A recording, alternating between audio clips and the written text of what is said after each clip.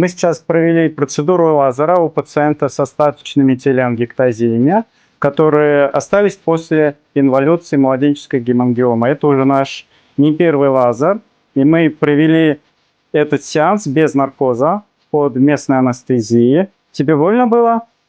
Нет, не больно. Видите, поэтому не всем нашим пациентам нужен общий наркоз, но кому надо, мы его обязательно даем.